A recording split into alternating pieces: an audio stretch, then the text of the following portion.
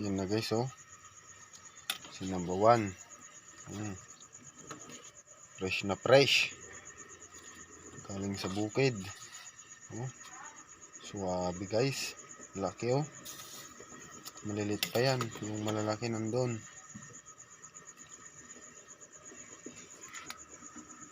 Sabaw-sabaw muna tayo guys. Nalagyan pa natin ng pangasim yan.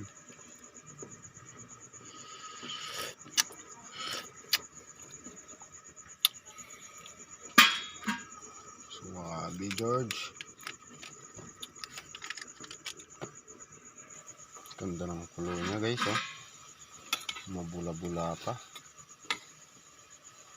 Okay.